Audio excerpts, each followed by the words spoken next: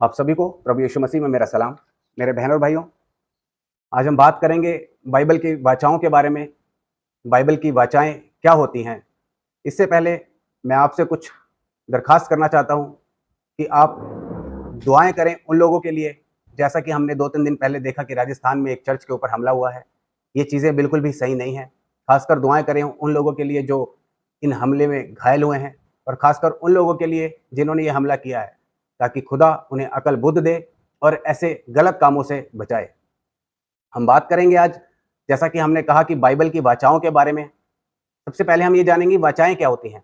वाचाएं, अगर इसे हम सरल भाषा के अंदर कहें, आसान भाषा के अंदर कहें, तो वाचाएं एक समझौता है, एक किया हुआ वादा है, जिसे कि आज हम देखेंगे कि हमें किस प्रकार की परमेश्वर के द्वारा वाचाएं दी गई और आज हम किस वाचा के अनुसार हमें चलना है। इस विषय में हम बात करेंगे।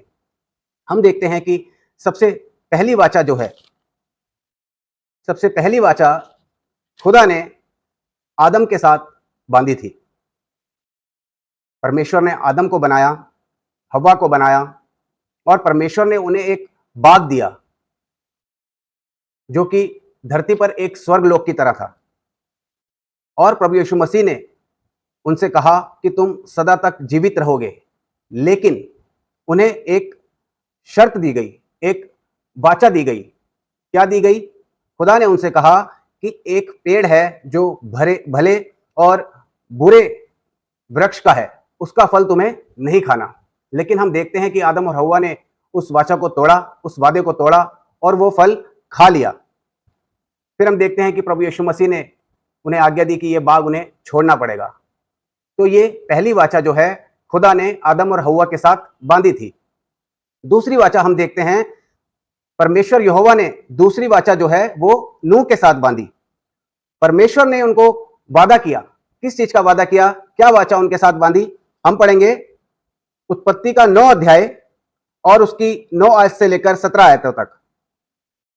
उत्पत्ति 9 अध्याय और उसकी 9 आयतों से लेकर 17 आयतों तक। यहां इस प्रकार से लिखा है, सुनो, मैं तुम्हारे साथ और तुम्हारे पश्चात जो तुम्हारा वंश होगा उसके साथ भी वाचा बांधता हूं, और सब जीवित प्राणियों से भी जो तुम्हारे संग हैं, क्या पक्षी, क्या घरेलू पशु, क्या पृथ्वी के सब बैनैल पशु, पृथ्वी के जितने जीव जंतु जहाज से निकले हैं। और मैं तुम्हारे साथ अपनी यह वाचा बांधता हूं कि सब प्राणी फिर जल प्रलय से नष्ट ना होंगे, और पृथ्वी का नाश करने के लिए फिर जल प्रलय ना होगा।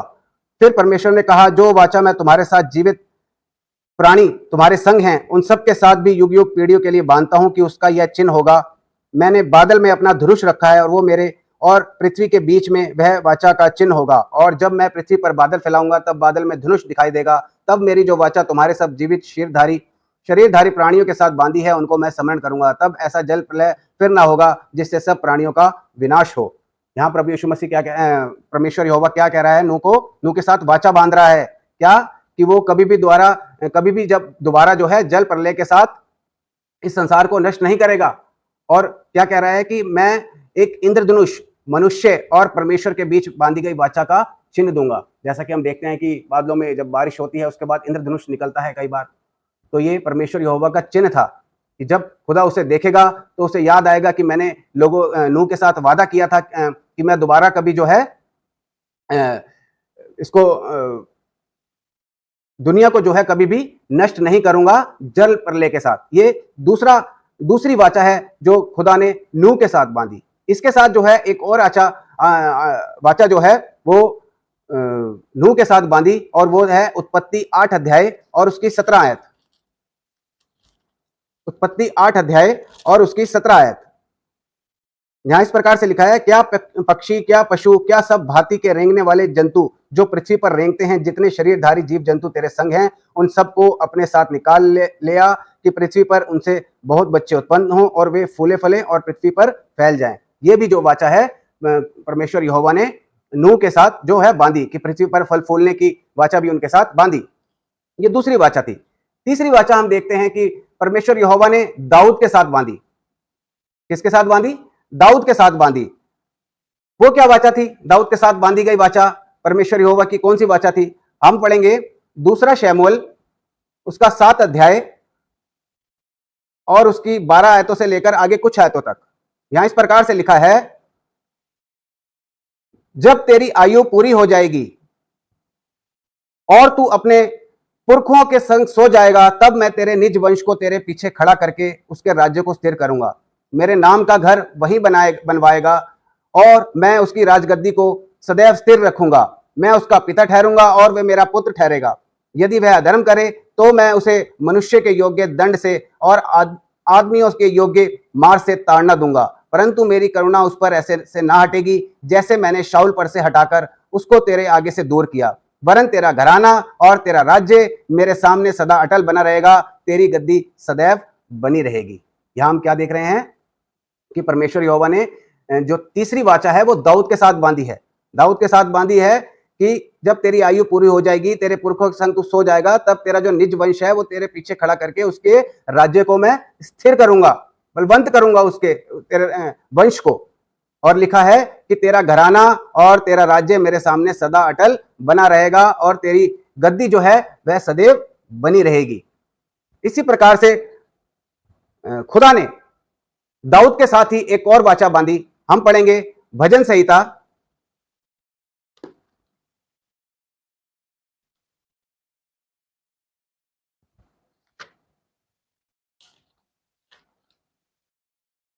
उसका 132वां अध्याय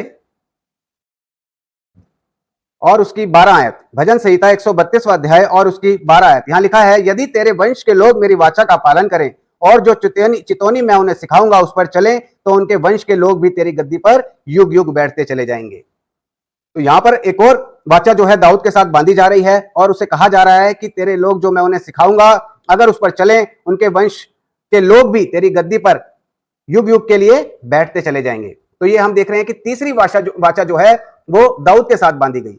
आगे हम देखते हैं चौथी वाचा। चौथी वाचा जो है वो अब्राहम के साथ बांधी गई। अब्राहम के साथ वाचा जो है वो क्या बांधी गई, हम पढ़ेंगे फिर उत्पत्ति उसका 12 अध्याय और उसकी 1 से लेकर 3 आयतों तक। उत्पत्ति 12 अध्याय और उसका 1 से लेकर 3 आयतों तक। यहां वचन बताते हैं हमें, यहोवा ने अब्राहम से कहा, अपने देश और अपने कुटुंबियों और अपने पिता के घर को छोड़कर उस देश में चला जा जो मैं तुझे दिखाऊंगा, और मैं तुझसे एक बड़ी जाति बनाऊंगा और तुझे आशीष दूंगा और तेरा नाम महान करूंगा और तू आशीष का मूल होगा। जो तुझे आशीर्वाद दे उन्हें मैं आशीष दूंगा और जो तुझे कोसे उसे मैं शाप दूंगा और भूमंडल के सारे कुल तेरे द्वारा आशीष पाएंगे। ये हम देख रहे हैं कि चौथी वाचा जो है, जो वादा जो है वो परमेश्वर यहोवा ने अब्राहम के साथ किया। क्या किया था कि मैं अपने माता पिता के घर को छोड़कर उस देश में चला जा जो मैं तुझे दिखाऊंगा, और मैं तुझसे एक बड़ी जाति बनाऊंगा, तुझे आशीष दूंगा, तेरा नाम महान करूंगा, तू आशीष का मूल होगा। जो तुझे आशीर्वाद दे उसे आशीष दूंगा, जो तुझे कोसे उसे शाप दूंगा, और लिखा है भूमंडल के सारे कुल तेरे द्वारा आशीष पाएंगे। तो हम यहां देखते हैं कि इस वचनों के द्वारा हमें पता लगता है जो खुदा ने अब्राहम के साथ वाचा बांधी थी, इससे हमें 4 चीजें देखने को मिलती हैं। ये 4 चीजें क्या हैं कि पहला, अब्राहम की बड़ी जाति का पिता बनना। दूसरा, जाति के रहने के लिए एक देश मिलना। तीसरा, अब्राहम को आशीष देने का वादा। और चौथा, अब्राहम के द्वारा पृथ्वी के सब जातियों को आशीष पाना। तो ये जो हम देखते हैं कि 3 जो वाचाएं हैं अब्राहम के साथ जो बांधी गई हैं, ये शारीरिक हैं, लेकिन जो चौथी वाचा है वो आत्मिक वाचा है। और ये जो आत्मिक वाचा है ये यीशु के आने का छुपा हुआ हवाला था, यानी कि यीशु के आने का एक छुपा हुआ राज था जो इस वचनों के द्वारा हमें पढ़ने को मिलता है, जिसने सारे संसार के लिए, जिससे कि सारे संसार के लिए आत्मिक उद्धार लाना था। ये चौथा जो उसका वादा है ये हमें ये सिखाता है, जो कि लिखा है कि और भूमंडल के सारे कुल तेरे द्वारा आशीष पाएंगे। ये जो वादा है, ये जो वाचा है, ये आत्मिक वादा है, आत्मिक वाचा है, जिसमें प्रभु यीशु मसीह के आने का राज छुपा हुआ है। इसके बाद हम देखते हैं 5वीं वाचा जो है वो खुदा ने मूसा और इस्राएलियों के साथ बांधी। 5वीं वाचा जो है मूसा और इस्राएलियों के साथ बांधी। इसको हम पढ़ेंगे निर्गमन के अंदर उसकी 19वीं अध्याय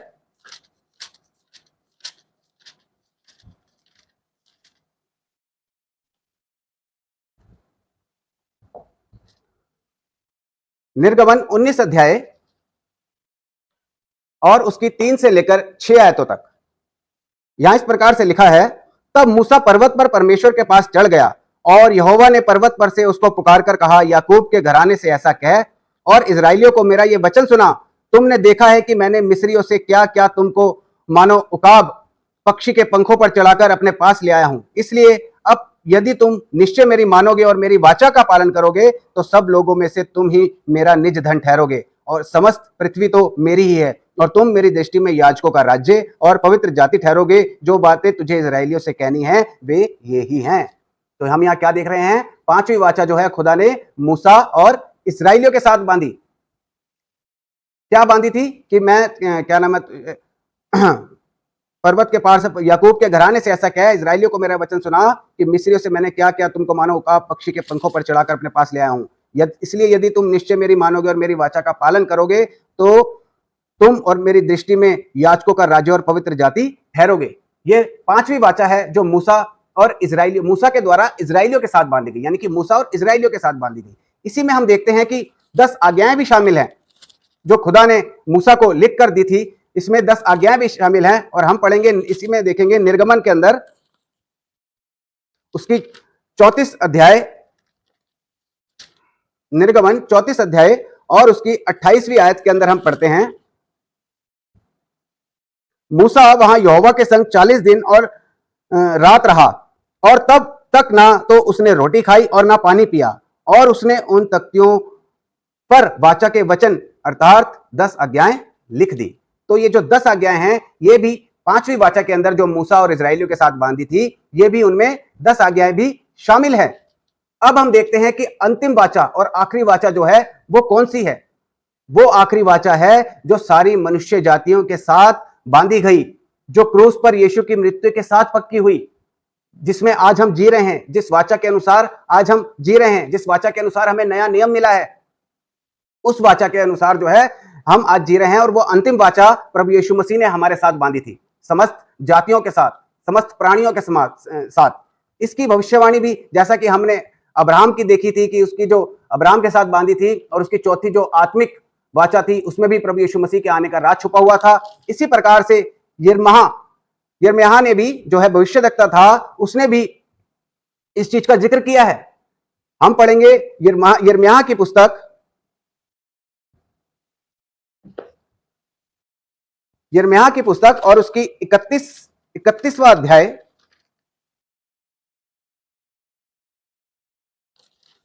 यिर्मयाह उसका 31वां अध्याय और उसकी 31 आयतों से लेकर आगे कुछ आयतों तक हम पढ़ेंगे। यहां इस प्रकार से लिखा है, फिर यहोवा की यह भी वाणी है, लिखा है फिर यहोवा की यह भी वाणी है, सुन ऐसे दिन आने वाले हैं जब मैं इजराइल और यहूदा के घरानों से नई वाचा बांधूंगा। क्या लिखा है कि यहोवा की यह भी वाणी है कि सुन ऐसे दिन आने वाले हैं जब मैं इजराइल और यहूदा के घरानों के साथ नई वाचा बांधूंगा। वे उस वाचा के समान ना होगी जो मैंने उनके पुरखों से उस समय बांधी थी जब मैं उनका हाथ पकड़कर उन्हें मिस्र देश से निकाल लाया, क्योंकि यद्यपि मैं उनका पति था तो भी उन्होंने मेरी वह वाचा तोड़ डाली। परंतु जो वाचा मैं उन दिनों के बाद इजराइल के घराने से बांधूंगा वह यह है, मैं अपनी व्यवस्था उनके मन में समवाऊंगा और उसे उनके हृदय पर लिखूंगा, और मैं उनका परमेश्वर ठहरूंगा और वे मेरी प्रजा ठहरेंगे। यहोवा की यही वाणी है। यहाँ पे यिर्मयाह क्या लिख रहा है? ये आने वाले टाइम की जो आज की जो वाचा प्रभु यीशु मसीह ने हमसे बांधी है उसके विषय में भविष्यवाणी की जा रही है। लिखा है आने वाले दिनों में मैं इजराइल और यहूदा के साथ ऐसी वाचा बांधूंगा, ये वाचा उसके समान नहीं होगी जो मैंने तुम्हारे पुराने पुरखों के समान जो वाचा उन्हें बताई थी, जैसे 10 आज्ञाएं थी या और भी कितनी सारे जो नियम है इजराइलियों को मूसा के द्वारा परमेश्वर यहोवा ने करने के लिए बोले थे। ये वैसी वाचाएं नहीं होंगी, ये उससे अलग होंगी, क्योंकि ये वाचाएं मैं उनके तख्तियों पर नहीं लिख के दूंगा, ये मैं उनके हृदयों पर लिखूंगा। तो आज हम देखते हैं कि वो वाचाएं आज प्रभु यीशु मसीह ने हमारे साथ बांधी है, उसके विषय में भी हम पढ़ेंगे, क्योंकि इनका जो होना, वाचाओं का जो पूरा होना है वो पूरा करना भी जरूरी था। जैसा कि यहाँ पे यिर्मयाह ने जो भविष्यद्वक्ता ने भविष्यवाणियां करी हैं उस चीज के लिए, तो और भी जो काफी हम पढ़ते हैं वचन, उनमें भी भविष्यवाणियां जो हैं आने वाले टाइम के लिए थी, आज की वाचा के लिए, तो उनको पूरा करना भी जरूरी था। इसीलिए मत्ती का हम पढ़ेंगे, मत्ती 15 अध्याय, मत्ती 15 अध्याय और उसकी 17वीं और 18वीं आयत। यहां लिखा है, क्या तुम नहीं जानते कि जो कुछ मुंह में जाता है वह पेट में पड़ता है और संडास से निकल जाता है। सॉरी, मत्ती की 5 अध्याय, मत्ती का 5 अध्याय और उसकी 17वीं और 18वीं आयत। यहां लिखा है, ये ना समझो कि मैं व्यवस्था या भविष्यद्वक्ताओं की पुस्तकों को लोप करने आया हूं। लोप करने नहीं, परंतु पूरा करने आया हूं, क्योंकि मैं तुमसे सच सच कहता हूं कि जब तक आकाश और पृथ्वी टल ना जाए, तब तक व्यवस्था से एक मात्र या बिंदु भी बिना पूरा हुए नहीं टलेगा। तो यहां प्रभु यीशु मसीह क्या कह रहा है कि मैं यहां पर जो आया हूं वो व्यवस्था की और भविष्यद्वक्ताओं की पुस्तकों को लोप करने नहीं आया, परंतु उन्हें पूरा करने आया हूं। और ये हम देखते भी हैं कि जब प्रभु यीशु मसीह सूली पर लटकाए गए, क्रूस के ऊपर लटकाए गए, तो थोड़ा सा मृत्यु से पहले उन्होंने ये शब्द कहे भी, जिसे हम पढ़ेंगे यूहन्ना की पुस्तक में, यूहन्ना उसका 19वां अध्याय और उसकी 30 आयत। यूहन्ना 19वां अध्याय और उसकी 30 आयत। यहां इस प्रकार से लिखा है, जब यीशु ने वह सिरका लिया तो कहा पूरा हुआ, और सिर झुकाकर प्राण त्याग दिए। क्या लिखा है? प्रभु यीशु मसीह ने कहा पूरा हुआ। क्या पूरा हुआ? वही जो प्रभु यीशु मसीह कह रहा था कि मैं व्यवस्था और भविष्यद्वक्ताओं की पुस्तकों को लोप करने नहीं बल्कि पूरा करने आया हूं। जो पुराने नियम में प्रभु यीशु मसीह के बारे में लिखा गया था, उसकी वाचाओं के बारे में लिखा गया था, जो प्रभु यीशु मसीह ने परमेश्वर यहोवा ने यिर्मयाह के द्वारा बताया था कि नई वाचा बांधूंगा, ये उसके विषय में लिखा गया है कि पूरा हुआ। फिर हम देखते हैं कि प्रभु यीशु मसीह जो है वो व्यवस्था को पूरा करने आया था, मनुष्य के लिए पाप का बलिदान करना था और एक नई और उत्तम वाचा का ठहराना था। वो वाचा आखिरी क्या थी? वो वाचा हम पढ़ेंगे मत्ती की 28वां अध्याय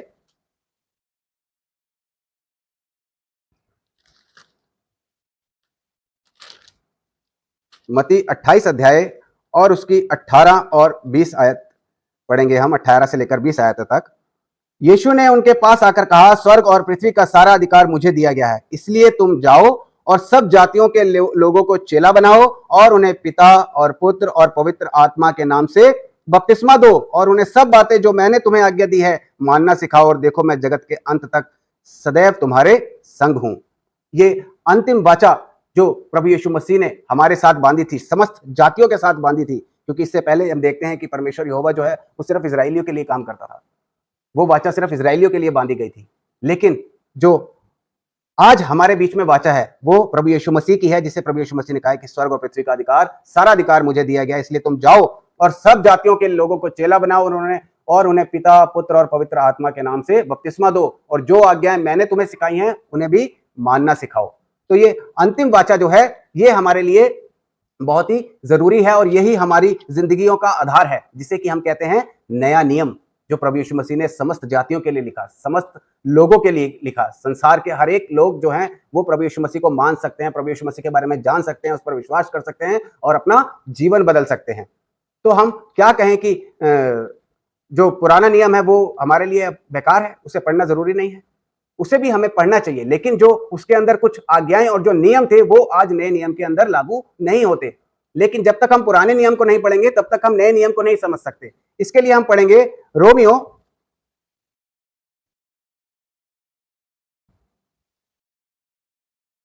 रोमियो 15 अध्याय और उसकी 4 आयत।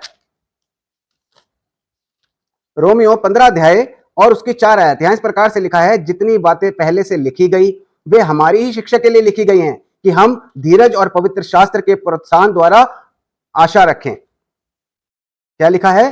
कि जितनी बातें पहले लिखी गई हैं वे इसीलिए लिखी गई हैं कि हमारी शिक्षा के लिए लिखी गई हैं। किसके लिए लिखी गई हैं? हमारी शिक्षा के लिए। क्योंकि जब तक हम पुराने नियम को नहीं पढ़ेंगे तब तक हम नए नियम के बारे में नहीं जान सकते, तब तक हमें जो है इन चीजों का मेल जो है पता नहीं लगेगा।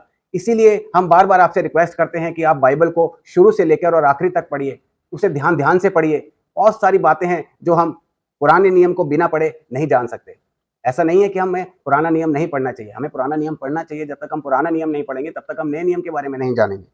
इसीलिए पुराना नियम हमें पढ़ना जरूरी है। लेकिन जो उस टाइम के वादे थे, जो उस टाइम की प्रक्रियाएं थी जो इजरायलियों के लिए थी, वो आज हमारे लिए जरूरी नहीं है, क्योंकि उन्हें प्रभु यीशु मसीह ने आज हटा दिया है। हम एक और आयत पढ़ेंगे, हम पढ़ेंगे कुलुसियों और उसका 2 अध्याय और उसकी 14वीं आयत में हम पढ़ेंगे। क्या लिखा है? कुलुसियों उसका 2 अध्याय और उसकी 14वीं आयत में इस प्रकार से लिखा है, और विधियों का वह लेख जो हमारे नाम पर और हमारे विरोध में था मिटा डाला। क्या लिखा है? विधियों का वह लेख जो हमारे नाम पर और हमारे विरोध में था।